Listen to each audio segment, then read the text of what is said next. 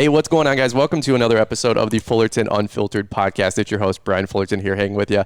And I'm already cracking up as we do this podcast. I'm sitting across from Troy Clogg with Troy Clogg Landscape Associates. Hey, guys. How we doing, brother? Yeah, wonderful. How you doing, Brian? I'm good. Well, you were telling stories, and I'm just laughing this whole time. And we've already covered investing. We've already covered real estate and, personal growth. And Troy's like, well, what's left to talk about? And I'm like, this is why we hit record on a podcast first. We're also trying something different here. We got a video playing here on YouTube. So let me know what you guys think about doing video podcasts. It's something that we might be trying in the future. But so Troy, a lot of folks know you from the video that we did on your whole site. So we did a little walkthrough and tour. Yeah, you were a bit of a stalker that day, but it played out well. Did you like it? Yeah, it worked out well. I was kind of creeping. It's okay. Well, I was shooting you a message on Facebook, and I said, hey, can I do a tour through your shop and through your place? And you just are generally a giver, and you're a nice guy. So you said, sure. But I don't think you knew what that meant. You're like, sure. Well, yeah, and I had to do it again today. As we got to start talking about real estate, yeah, so the buildings are being appraised, right? It's a good time to get lower rates. Sure. The appraiser comes in, can you give me the tour? I said, why don't you just go to Fullerton's YouTube channel or find a link on mine and watch it there. Why do I have to do this again? Yeah. And you walk around and you do the same thing. Well, that's why we're doing the pre-run for you. Perfect. I was trying to save you money. I know. So I'll just take I get the 1% on the difference, and I'll be happy to help you any way I can, Brian. Well, for you guys that don't know Troy Clogg, you might be living under a rock. Troy's been in the industry for more than 40 years. Definitely a cornerstone, a staple. And I know you're going to say, hey, I'm just another guy. But a lot of people look up to you for leadership, mentorship at the large level. And then also here locally, my friend Mike Bedell, as you know. I love Mike. A lot of stuff that you've taught Mike over the years, I know, has permeated into what Mike's taught me, for running my business and snow plowing. So your fingerprints are on a lot of people out there, which is super exciting. And so responsibility, though, it starts to feel like as life goes on. Amen. Well, and that's something that I wanted to talk about in this podcast. I heard somebody say the first third of your life you learn, the second third of your life you grow, and the third phase of your life you give back. I don't know. Do you find any merit to that? Are you in that? I would call that the most common. Yeah. But, it doesn't hurt to reverse that. It doesn't hurt to give back in the beginning either. Amen to that. I've certainly learned. The sooner you start figuring out how to help people and help your community and help those, whoever that may need your help. Sure. The better life gets. So. Amen to that. Well, we're givers. Well, let's do this. We're going to go into your story here for a couple quick minutes. We're going to take a quick break here from our show sponsors that help keep the lights on and keep the podcast coming to you guys 3 days a week. So we're going to hear from our show producer, Marty, and then we'll get right back into it.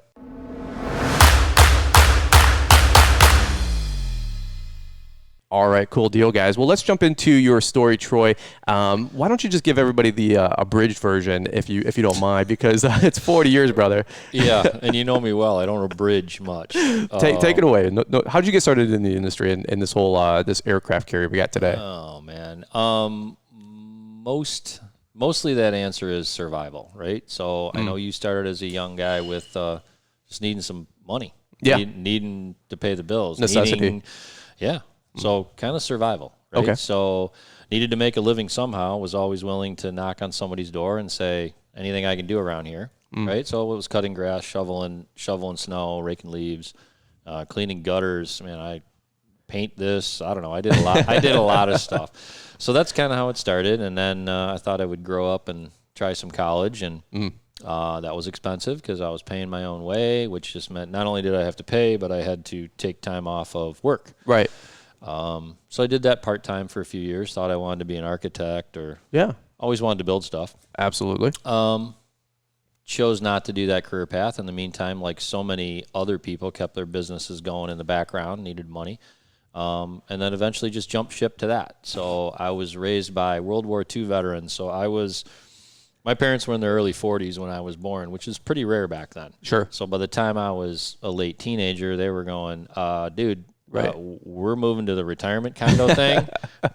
I don't know where you're going. Right. The basement isn't going to work anymore. I'm okay. Like, uh-oh. Yeah. So. And you were what, 17, 18, 19? Yep. I was all in that time range. I'm like, okay. So I get the 1 year warning. I'm retiring and moving out in a year, and it's 55 and older, so you're not going to come there. You don't qualify. So I'm like, fair enough. So save up some money, buy the first house. Sure.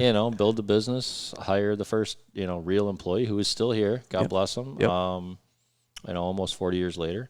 And, then from there you just keep working hard and finding good people to join the team. And as we discussed, flipping some real estate along the way. And building buildings and building other teams companies.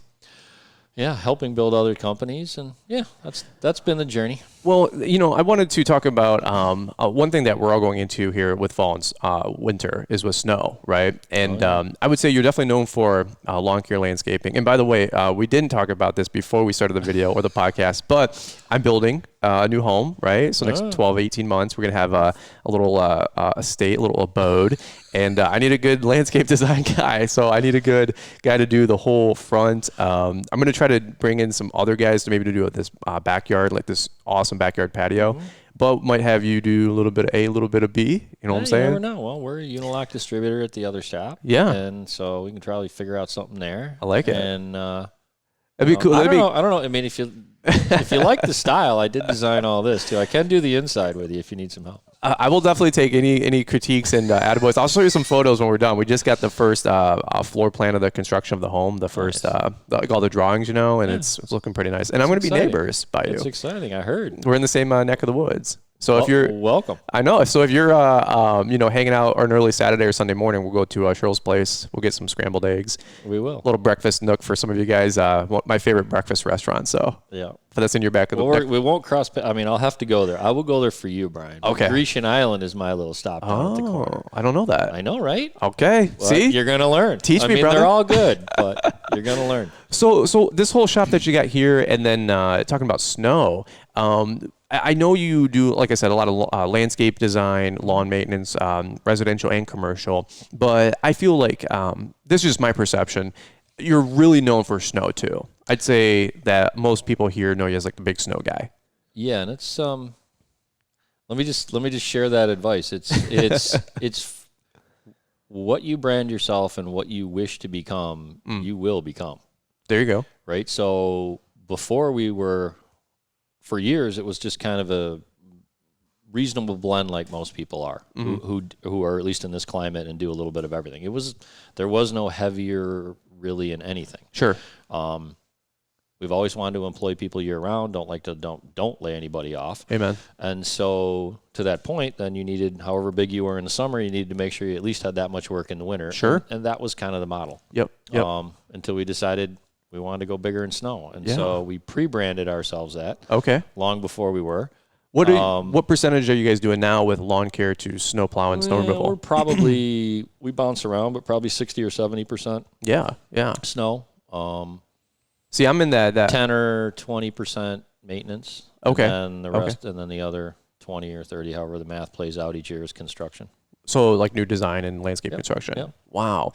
Well, and that's where my story 4 years ago, I wanted year-round income, so I got into snow plowing. And I was like, this is a whole nother, I always tell, he's laughing, because it is a different animal. Like it's in the same industry, right? Like you think lawn and snow is like the two oars in the water on the rowboat. Yeah. But in my opinion, like snow's an entirely different business. And if you're listening down south, you're like, snow plowing, snow removal, what? What are you talking about? But you come up in the Midwest, it's a huge part of a lot of landscape companies' top line and bottom line. And so snow plowing, you guys tell us a little bit more about your snow outfit, your snow operation, if you don't mind me asking. Well, so to that point, so a lot of us as entrepreneurs and self-employed people, sometimes we're called control freaks, but the reality is when you do personality profile yourself, which I recommend anybody goes down that road, figure out yourself. The sooner you figure out yourself in life, the sooner you can figure out other people and who you get along with and who you don't and how you can motivate other people. Super important. Good tip. That's another podcast. Yeah. But so when I took my first personality profile, and there was a line item called control, and I was 91 out of 100. I'm thinking, I'm not that controlling, right? But when you read the definition, here's the point. It's control of your time. I want to do what I want to do when I want to do it. I like that. And so do so many other people. You're in that bucket, and so many of the people listening or watching right now are too. Sure. Snow doesn't allow that. This is true. This is very different. you really have to get a mindset of Christmas morning, you might not be there sometimes. Or, wait a minute, I had a plan to go out tonight. Sure. Guess I'm not going out now. Yeah. And say bye-bye to your family and take a little nap and go out and work. So it's more of a first responder environment. Yeah, it's a commitment. And that's why it's truly full of, over time, it's full of very serving, caring people. A lot of people that either are or have served the country, and firemen and police and medics and people who are just hardwired to jump to whatever the issue is and make a difference in somebody else's life no matter what. Sure. They're the core of it. Yeah. And they are the best of the best on anybody's team. And a lot of entrepreneurs are wired that way too. So for them, it can fit better. For me, I had to, just like you, I'm like, well, I need to work in the winter, so Sure. I guess I work when it snows. Here we go. Well, the lawn maintenance side of it, like you said, hey, today we're cutting 25 lawns, right, on Monday, 25 lawns on Tuesday. It's very predictable. A little bit of rain, maybe a little this, little that, something breaks down. But it's very predictable. You go to snow, like you said, you might work 7 days in a row. You might have 2 weeks off. I remember vividly my first year, we had like an 8-inch snowstorm on Christmas, right? And so Christmas night, after I'm hanging out with the whole family on Christmas Day, Christmas night, I brought the plow truck, and my mom's like, "What are you doing?" I'm like, "I'm gonna go plow." You're already laughing, you know. I'm like, "I got 4 commercial sites and 40 residential driveways." She's like, "It's Christmas." I'm like, and I'm like, these people pay good money. Like, this is what we do. She's like, oh, and she didn't know. And and my wife, Liz, bless her heart, she jumps in the truck with me. She's like, I want to go on an adventure. And I go, here we go. So as you know, we're out there till 9 and 10 a.m. Peeking out. And I remember vividly my first year, I dropped the blade. I was back dragging somebody's driveway, and they had like 4 cars in the driveway. So it was a little bit of a pain in the butt. And I see like the blinds like peek through, you know, and I get a text, pew, you know, on the phone, and it's like, Brian, is that you? I'm like, yeah. He's like, it's Christmas. He's like, go away. he's like, what are you doing? Go spend time with your family. I'm like, no, Kyle, like you pay good money. I'm here. He's like, God bless you, dude. He's like, but we ain't going anywhere for 2 days. And, but it is a different commitment. It is. It's an entirely different environment. It is. And it, you know, some of when in the residential market, some are very caring and empathetic and understanding. Sure. And others certainly are not. Sure. And in the world of commercial, there just is no such thing. Well, so I've been doing this long enough to remember. We used to, not we, but property managers would write contracts that specifically said you don't have to come during these days around, you know, Christmas, on New Year's. We're not going to be open anyhow. Okay. And then I have a great story of being sued on New Year's Day, 39 degrees and raining. We had records of going to the site. Yeah. It didn't freeze. Somebody fell. It was a $250,000 lawsuit. I mean, I learned my lesson very young that it didn't matter what the contract said. You needed to be on there 24/7. You needed to show up and do something and document it. Because you're really not, nobody's really plowing snow, by the way. We're just managing liability for other people. Absolutely. And that's really all we're doing when you do this. What are you thinking about 2020 with commercial buildings and, you know, COVID and people telecommuting a little bit more? What are you guys noticing the pulse of this fall winter?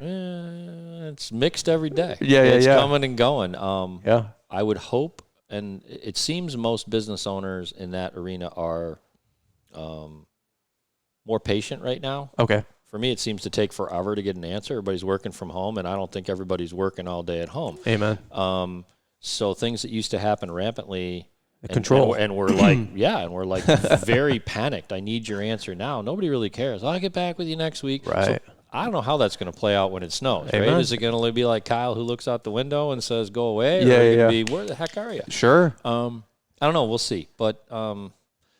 For the most part, most of the people we're talking to want it business as usual, which is really good news. Right. Do you think that's but certainly theaters? I mean, we're already doing partial pricing for theaters, gyms. Sure. Some of the high-end office buildings, shopping centers are all looking at, okay, give us, you know, your normal price, and then what if we didn't use this portion or that portion of the parking lot? But you still have to do you still have to do a large portion of it, or somebody's going to get sued, and it isn't going to be me for failing. So, well, you know, I wanted to revisit something you said on Corey Ballard. You guys had a great podcast that you did a week or 2 ago. I was literally listening to it yesterday while I'm on my mower. I'm still on my mower 8 hours a day, bro. I love doing this stuff, and so I'm listening to Troy, and I'm also trying to like learn and ask good questions and not ask repeat questions, you know. But you said a really interesting interesting line that my friend Mike and I were both talking about when we did an episode way back when, and that was, what if we got walloped with like a 9 or 10 inch snowstorm back in like February, March when the COVID stuff happened? That would have been an interesting conversation. Oh, it sure would have been. And a whole bunch of documentation from a legal standpoint. Yeah. Right? So we did begin our winter last year with a liability issue. Our first 9, 10, 12-inch blizzard came in November 9th. before most contracts started. Yeah. So most people have an 11/15 start date. Yep. Okay, well, I don't have a contract to come to your place. Totally, I'm not dude. liable. Are you I had people delivering, big players in town delivering contracts in the lobby. I remember you saying this. And still going, yeah, but you're showing up, right? Like, while it's snowing. Unbelievable. Like, let me go find a few dozen guys. Yeah. Some equipment, and I'll be right there. For context, for those of you guys that came to Launchpreneur Academy Live, it was our live event. That was on November, I think, 9th.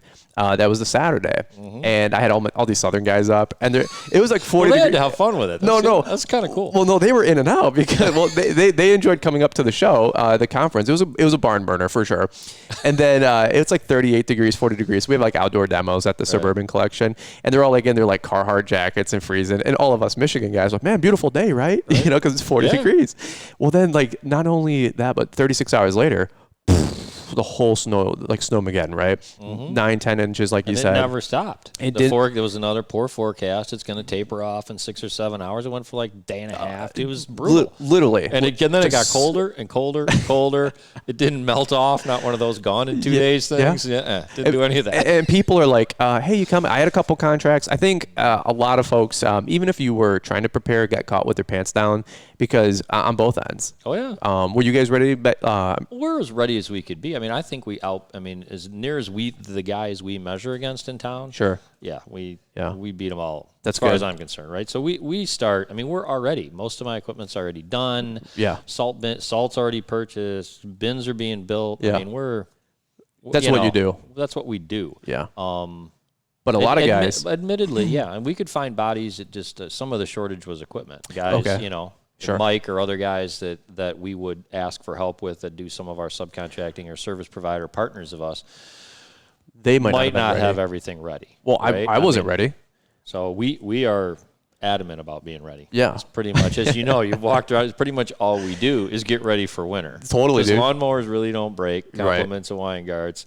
There's a separate set of trucks for cutting grass, so we don't have to overlap. Okay. So you can park those and grab that truck and go plow snow like that. There you go. So there's very few overlap of equipment. But boy, were we were trucking stuff all over the city. Oh, I can imagine. Yeah. Because you had to get your loaders and your skids and all that stuff out to sites. Well, I had a friend, Paul, which, by the way, you did an interview with Paul Jameson. Made his day, by the way, Paul Jameson, because the week or two before when he came up to hang out with you and do a podcast on the Green Industry podcast, shout out to Paul, I know he's listening, I was texting you, and I was like, hey, like, and you're such a server, like, and you chuckle, but I'm like, hey, Troy, like, I've got this friend coming in, he does this podcast thing, and you're like, what are you kids doing these days? And you just, exactly, you were chuckling, and I go, it would make his day if you were able to do a podcast with him. And I'm like, I told him that you were a big fish, and you're like, well, I don't know about that. And you were like, they're a lot bigger. Well, they're a lot bigger out there. Well, when you said sure, I text Paul. I go, dude, big fish. Like, this guy's the man. Like, don't waste this time. And I literally told Paul, I'm like, respect this man. Like, I gave him the rundown, because I super respect you in this whole operation. But Paul was so giddy. He called me after like at 11:30 because he was headed to Weingart's, and he's like, or just came back from Weingart's. He's like, dude, I just got done hanging with Troy Clogg, that guy. And he super appreciated and respected your time on the Green Industry podcast. Yeah. Happy to help, what else is there? Well, it was funny because he was like, man, there's 400 trucks there. He's like, he's a little off, but there's a lot. There's a lot of trucks there. And I go, yeah. He goes, you weren't kidding. And now he's a Georgia boy, right? So they don't do snow. He's like, Brian, when we get snow, we take the week off. And I was like, that's not a thing here. Like, snow is restored order in like 24, maybe 48 hours. But I've heard there's like an army of like, 4,000 or 14,000 contractors that go out overnight. It's like a little hidden army, right? And they get this whole place cleaned up. Something like that. Unbelievable. Something like that. But yeah, it's been a good run, and snow is fun. For the most part, if you get the right people, right attitude. Yeah. It's you really feel good about conquering something out Sure. there. You know, for people who like that, it can be a battle. Like it can be super camaraderie, side by side with guys, whether Yes. you're on the shovel with them or. You know, I had a blast in that blizzard. I still go out Yeah. as often as I can. Yeah. Love to plow, shovel next to guys. Now, and more importantly, just respect. It's a how different hard culture. it is, and how hard people work. I'm not shoveling for 10 or 12 or 15 hours the whole time. Right. Right. But there are guys my age, younger, strong. I mean, that go the entire shift. As again, maybe I did as a young man or previously in my career. But whether you're on the shovel, snow blower, snow raider, in the truck. In the salt truck, in the office, answering phones, it's all hands on deck. Absolutely. And it can be very, very fulfilling and humbling.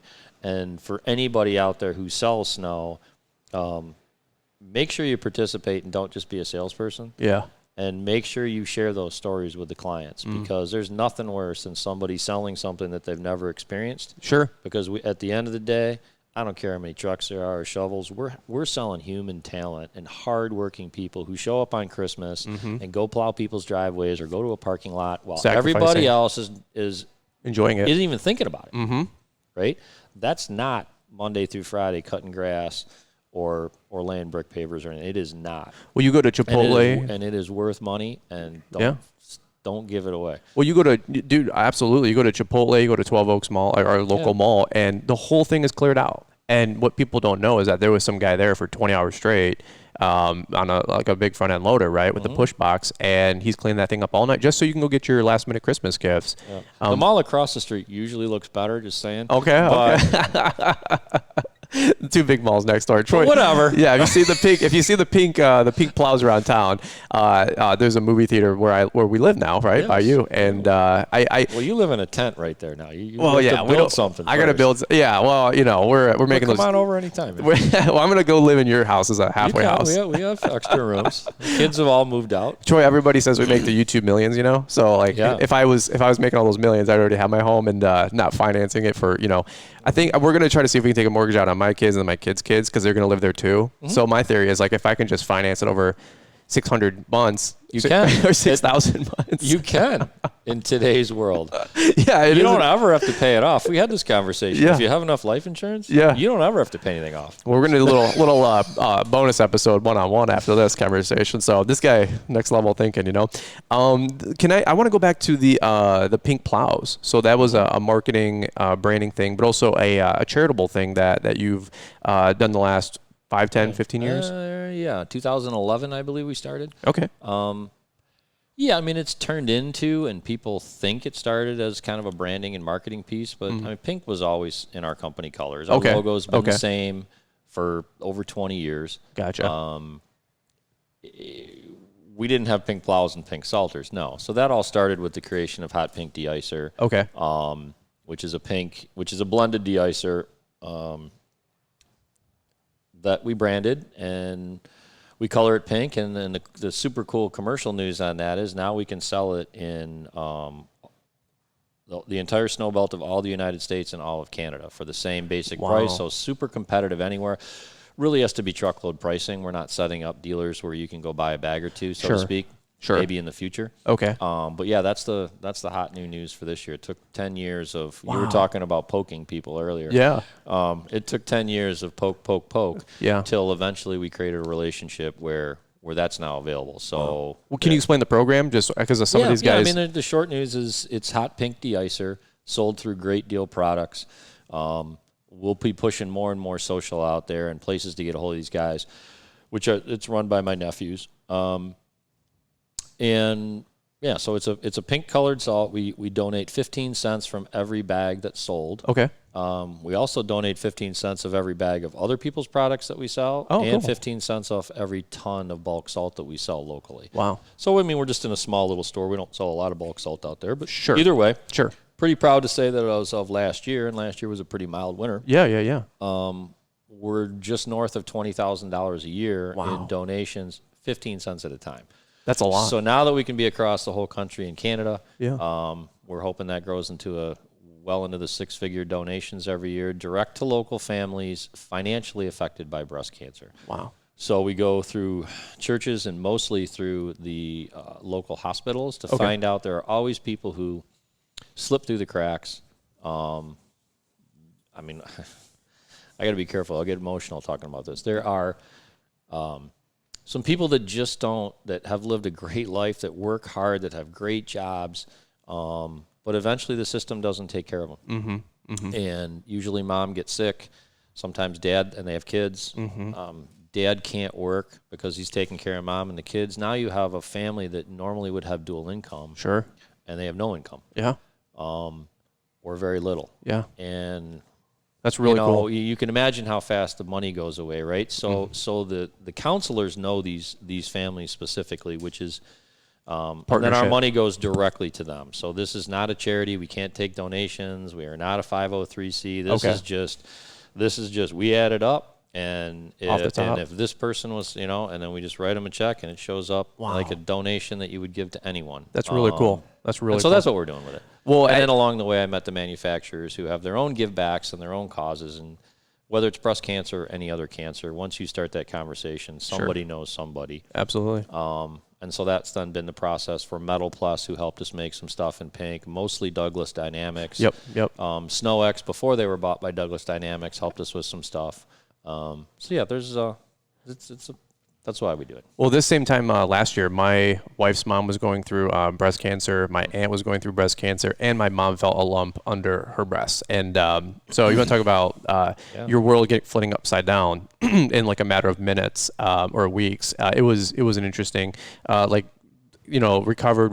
and actually it was just some other like fluid thing, but it was no big deal, thankfully. But you never know. And you never know. I mean, eventually we're all leaving this planet for one reason or another. And although we've helped people like in all age brackets, you meet, people in their early 20s. Sure. Right? Sure. Double mastectomy. Oh my gosh, this is some sad stories. And people in their 60s and 70s and 80s, right? And everybody in between. But just like the story I shared, there, sooner or later, money can run out pretty fast in our world. Hey. And so that's all we do. That's super cool. And the product is priced the same as anybody else's out there. And works as good or better as far as I'm concerned with the concoction we have in there.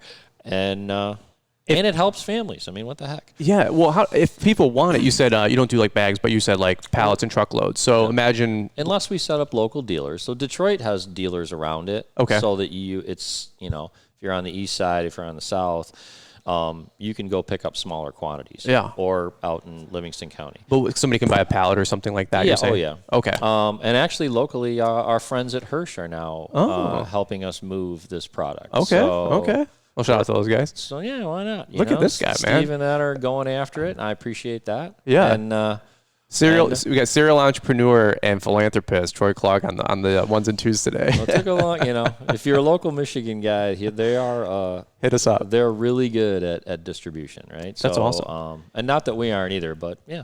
Hey, fun. And they're all wearing pink shoes, so keep an eye. Anybody who knows Steve and Ed, make sure they have their pink shoes on. Pink shoes, because you got to have them on every day. The Converse pink shoes. You got to have them on every day if you're really getting into the program. I love it. Hey, one other thing I wanted to ask you, and I don't know if there's any merit to this story, but I've been wanting to ask you this for like 2 years, ever since Bedell said. Bedell. I don't even know. Okay, Mike. Where's this one going? Is there any merit to the truth that you bought a barge full of salt from Egypt? Or something? Barges don't carry enough salt. I bought a shipload. A shipload? Which is way more than a barge load. So, yes, it happened. What does that even look like? How do you do that? Who do you call? Like Egypt? They got an 800 number? You can go direct. Or there's brokers that coordinate that. There's always a bigger fish. Just like anything else, right? Okay. So, yeah, I did that. I've done it several times since, but I did it the first time. We talked about control for a minute, right? So there's control of time, but there's also control of I'm not going to fail, right? And so that was the winter after our big winter here was 13, 14, where we had 95 inches or whatever. Yep. That was the year I went per push, by the way. Good call. Yeah, no, I had snow insurance. Yeah. So if you don't have snow insurance and don't know about it, Google that. Check out Mr. Robert Holmes at Spectrum Insurance, because that's the only way to go is make sure you cover your risk. Sure. But so that's how we survived that year. Yep. However, we were a big salt buyer, blah, blah, blah. We do all the stuff. By then, I had put all my eggs in one basket with one supplier because we had grown to a higher volume. The following year, myself and so many other contractors of our size around the Midwest all were told, no more salt. Who said no? The provider. Okay. So I'll leave their name out of it, but fair enough. but there's Morton's and Cargill's and the big, and you're big buying players. direct with those guys. Okay. And so they say no thank you to a whole bunch of us. So I was talking to guys in Milwaukee and Cleveland and the west side of Michigan, and they were all getting cut off. Wow. So that's complete failure for us. Yeah, what do you do? Yeah. I mean, what do you mean no? Yeah. Not it's this much money or it's that. What do you mean no? Everybody you talk to. No's not an option. No is not an option. Amen. So Egypt is an option. Okay. And so is Chile and... Can you bring this up a little bit? Of course I can. There you go. Appreciate it. Well, this is a good story. We're not missing this one. And so there are options, right? And so figured out through some brokers that I met, I haven't figured it out. I'm a more people person than I am technology, right? So you find your way through people. And coordinated. So found a dock to store it on. We put 24-hour guards on it because it's a huge pile.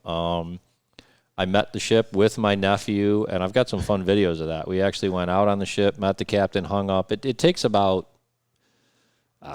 10 or 12, 15 hours to offload a ship. It's a huge conveyor, shoots at 150 feet, and makes a giant pile of brown salt that nobody'd ever seen in this market. This market's full of white and blue salt. A little sandy. So then you have a big pile of brown stuff that really doesn't have any sand in it, but it sure looks like it. No kidding. And then why are you spreading dirt on my parking lots and all the other stuff? Now the market, because it's been tight for a while, the market's gotten a lot more comfortable. And so have so many other markets around the country with salt that isn't pure white or pure blue.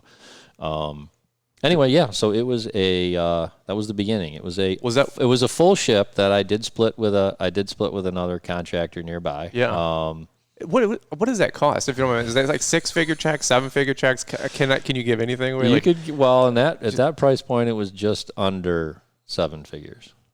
You bought a ship full of salt from Egypt So for under $1 million. Put things in perspective. Salt is about the same price anywhere in the world. Okay. When it comes out of the ground. Yep. Right? So whatever unit, call it $10, $20, whatever it is, it's about the same price no matter where it comes. It's all about the transportation cost. So to get to the Great Lakes, so the east coast of this country has very easily gets salt from overseas. In fact, cheaper than it gets it from the United States because you can use ocean vessels, which haul more, straight across the coast, offload on the ports, and you have a bunch of salt because the mines aren't as close to the ports as they are here. Okay. Growing up in Michigan or around the Great Lakes, if you're close to a Great Lake, you're used to going to a port. Anyway. Anyway, and you get it. Well, so the ship has to come from somewhere around the world, which is a bigger ship, not a Great Lakes vessel, and it has to go up and come in the St. Lawrence Seaway and blah, blah, blah, and then it has to offload on the ground and then back into another ship that can't hold it all. So you have to sell or leave behind X amount of thousands of tons in another port, typically in Canada, when you're coming here, and try to sell it in that market. Then it gets in that ship, and then that ship comes through the St. Lawrence Seaway and ends up somewhere in the Great Lakes. So the shipping shipping cost alone for the last leg, this just puts things in perspective. Just the ship it was on this boat for 20 some hours. Okay. The last leg of the trip. So from St. Lawrence Seaway into Michigan in early December was $437 or $57. It was $400 and some $1,000 for that piece of the shipping. Wow. Yeah. And you ran these numbers and it was equitable, it was profitable, it made sense, or as opposed to zero? Yeah. Doesn't really matter. No. So and that's one of the main reasons salt prices go so volatile. It isn't an infinite thing. Right? No, for sure. Right? It's and commodity. so those winners had depleted the stock everywhere. Yeah. And so the years when salt sells for $70 and up, so to speak, or at least historically, you can per ton in this market. Now you're in the cusp of can I import salt? Okay. Now, mind you, Cargill's, Morton's, all the big names, Compass, they all buy import salt as well. They don't just mine locally in any part of the country. Okay. They also ship stuff in. Barges, so now your shipping story. Barges typically come up the Mississippi. Yep. Right? And they hold about 20,000 tons at 15,000 tons. They're smaller loads. Dude, you kidding me? Like if you're watching if you're listening to the podcast, we're on video, by the way, and this is hilarious, bro. This is hilarious. We got a fly in here. Yeah. Did you bring that? It's because the door's wide open over there. We're enjoying the fresh air. We got some nice days finally, you know. We do. We got some rains, but so you bought barges and freighter loads worth of well, not freighter or barges, but you bought shipping loads. Ship. Yeah. If you're watching on video, there's an article out there I wrote somewhere. So if you're watching this on video, you just see me like for the last 10 minutes shaking my head in like disbelief. But and it's crazy. So you ask if it was profitable, and the reality is no. Yeah. I mean, yeah. Well, you got contracts. It's like anything that you have to have, and everybody tells you no. I mean, people out here we all buy insurance for our companies. You know, be careful who you buy from. Absolutely. Because if you keep going to the same person, eventually you'll be potentially paying too much for insurance. Or as your business grows, trust me, there are different vendors than your local agent that we all start with. Yeah. It's a different market, and salt's the same thing. Right. There are the 4, 5, 6 giant players. And you work your way down this food chain till so many guys just pull in the local Site One or the local whatever and buy their 1 ton or 3 tons for the night and call it a day. Okay. It's educational to know how many food chain, and COVID's doing the same thing to stuff right now, right? You can't get. I got a buddy doing buildings. You can't get all the appliances he's ordered. There's a million of those Roofing, stories, right? What's it called? Shingles and stuff like that. You just can't get them, right? Yeah. Well. Brick pavers. Pavers. Yeah, harder. I mean, all the manufacturers are having a hard time keeping up. And so salt is the same thing. And if it doesn't get to our country before the ice sets in, it's not getting here. No, for sure. So that's why people are moving. Carl, who owns BSM, down in somewhere in Kansas City area, right? So they're bringing stuff up by barges and treating it. And, right, everybody's getting their stuff ready. Yeah. Right. Yeah. And for those who don't, I mean, that all starts in April. Oh yeah. Well, let me ask you this: any things you want to leave these guys? Because I got to get running to another podcast here. You and I literally could talk for days. Come on by. We need to get you on the show. Why don't we just set one of these things up permanently? We should. You should make a studio. And I can, and then the fly won't come into the conference room. Yeah, that's from the open bay door around the corner. Yeah, we can make that happen. First off, make that happen. First off, I was telling Troy I need to borrow some, $500,000 at 2%. You know what I'm saying? I can introduce you to the finance company. It's the same place I go. Well, they said, well, I'm going to call them up and they say, so how many shiploads of salt do you want? No, it's for a home. You know what I mean? Because that's a different pay grade here. But anything, some of you guys. Well, and thumbs up if you're buying shiploads. Well, I do want to finish that story because it is, and again, I wrote an article on this because it seemed that there weren't any out there. Mm-hmm. Contingencies. And how the whole market works, the story I just shared, how many layers are in there and how many things from the supply chain that can break down before you go buy your salt at the corner in the middle of the night. And if you can't get it and you fail, who's getting sued? That's all just comes back to who's getting sued for failing and becoming liable, right? So, I'm not getting sued because I couldn't get product. Mm-hmm. It's not going to happen. So during those times, the other challenge is now whether it's that much salt or some other number, you're prepaying for salt months before the winter kicks in. Okay. So whether you have the money, whether you're borrowing the money, which most people like myself are borrowing the money one way, shape, or form, right? Sure. You're paying interest on it. You're paying storage on it. So whatever you pay just keeps getting more expensive. The longer it sits there, you're right. Your price just keeps going up. Do you guys have and then so now the season's flipped again. It's back to what used to be normal here. I don't know how long it'll stay, but now because we've had mild winters and people have gotten their stockpiles back up, you can buy salt with reasonable terms, with a reasonable deposit, with pay 30 days or so or to 15 days after you use it, so you can actually get ahead of the billing cycle with your clients. When the salt went the other way, not cool, devastating to many of us. So no, I'm not here to say there was any real money in that. Yeah, right. There was just security in that we weren't going to fail. And sometimes there's different wins and losses, and it's a different year that year. I mean, you've been doing this for 40 years, right? Yeah, I want enough to still close to 40, but yeah, I want enough to still be here. But there you go. But I didn't win them all. Well, I'm in year right. I'm in year. I think this would be my third or fourth. I don't even know, dude. It's of snow. And Bedell is like, he's like just putting me under his wing. He's like, come here. And we're actually already having these conversations. I'm like, dude, what are we doing for salt this year? He goes, well, it actually might be a little bit more advantageous for the customer. It might be a lower price. And I'm like, what? Like, because it's always been up since I've been doing it for 3 years. And so we're literally like fine tuning things. And to go full circle to what you said, there's never a dull moment in snow. It's not the same predictable. And not say that lawn and landscaping is predictable, but it's way less exposure, way more predictable, in my opinion. Way more. And anybody in snow, I mean, it's important to be transparent and share with the clients what's going on because they didn't understand any of this stuff. Believe me, the main reason to write the article was for clients as well as other people in the industry to understand how this all works. Sure. The more we know, the more we can communicate it. And yeah, when prices were going 200% and 300% higher and you have to pass that on to a client, you need to tell them why. Right. And when you're in this market, the first thing they say is, wait a minute, that can't be true. There's a salt mine in Detroit. Like, okay. And then you have to go, another podcast, but you have to go through a whole story, which is real simple.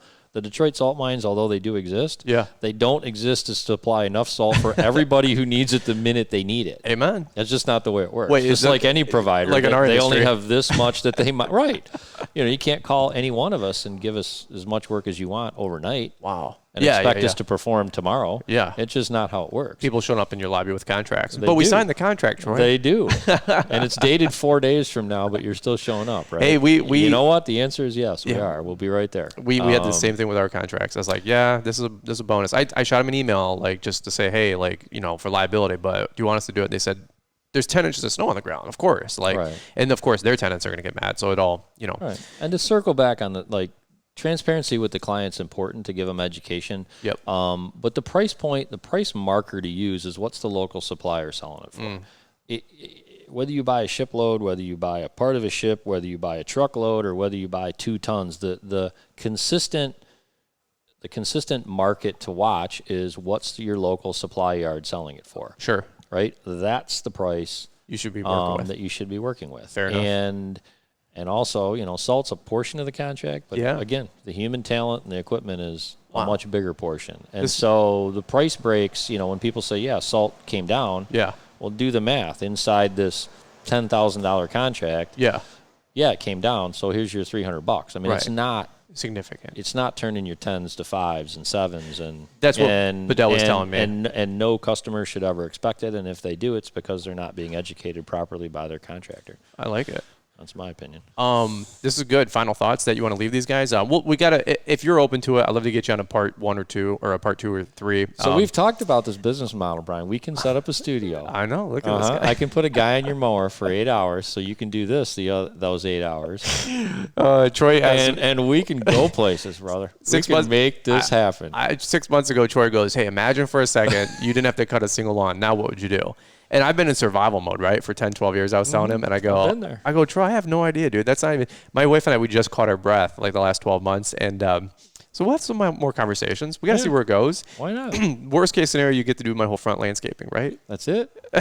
So that's it? You gotta just the front? Well, you can do the back, too. I want to do the back. That's where all the fun people hang out. The front's for the sissies. Neighbors to drive by. Who cares what the neighbors You want to do the back? think? Let's do the back, too, man. The back is the fun part. I want a pool, outdoor living space, the patio. That's where the kids play. Yeah. That's where family comes over forever. Are you going to come over for the house christening, the opening? Yeah.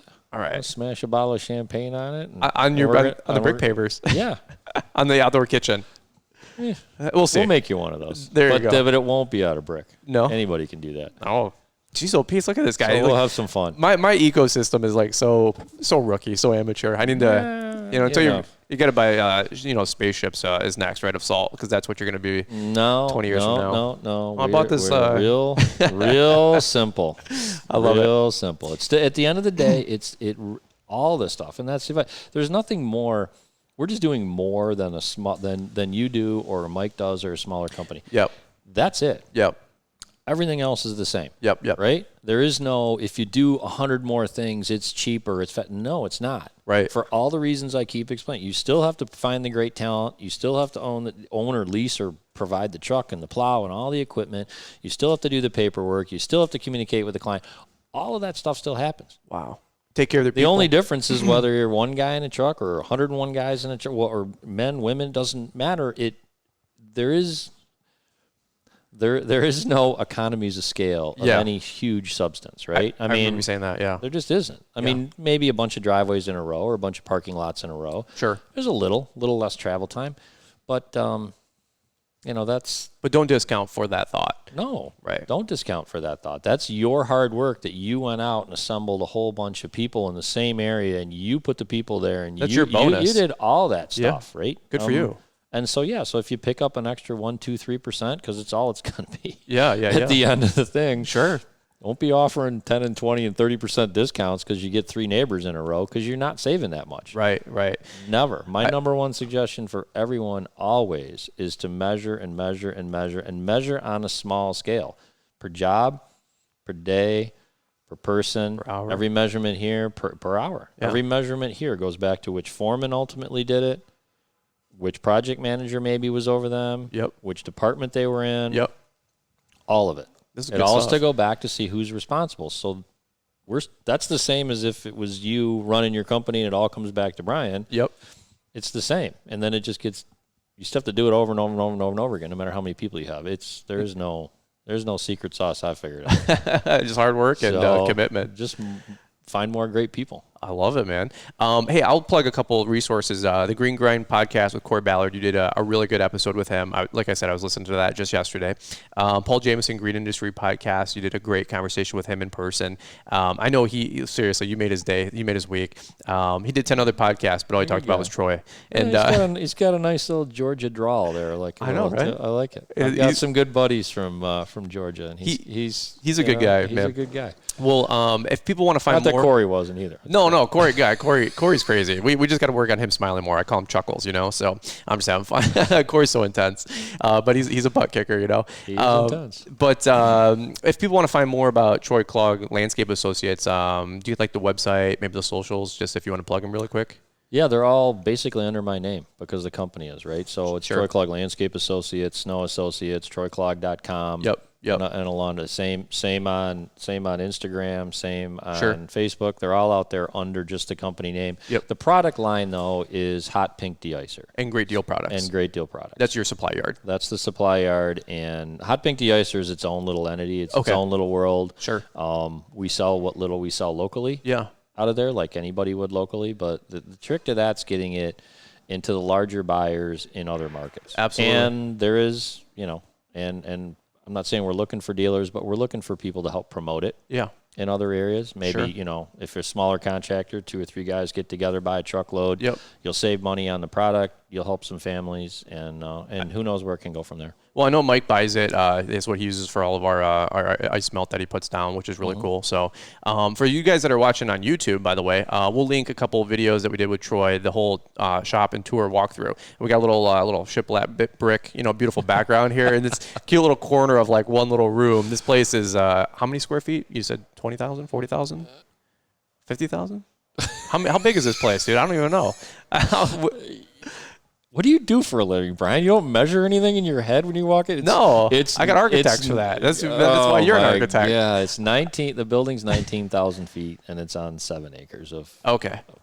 Well, we did a whole video. It was like a 22-minute shop tour and walk through the whole offices and then the mechanic side of the business and the yard a little bit.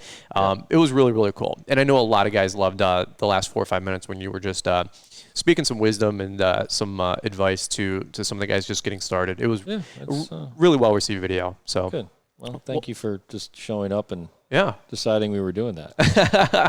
Again, I was trying to help you get the place appraised. Yeah, I appreciate that. We're going to forward that to the appraiser today, so he has a full video. That was the dry run, Yeah. So you know what doors to open and show him, and then what not to show him. You know what I'm saying? So just walk around and tell the same story. I don't think he cared about the actual vibe, though. I mean, he may have as a person, but that's not going to help the real estate value. I don't think they care if that wall is brick or drywall, but I do. Well, hey, thank you so much. Always a pleasure. We man. really do appreciate it. Troy Clogg, guys, and that's another episode of Fullerton Unfiltered podcast. So, guys, we'll catch up with you guys on the next one. And for those of you guys watching on YouTube, thumbs up. Tell something in the comments down below how much you appreciated Troy and this podcast. And the guy bought a ship full of salt. I mean, what else do you need to know? So, Something like that. All right, over now, guys. We'll see you. Peace out, guys.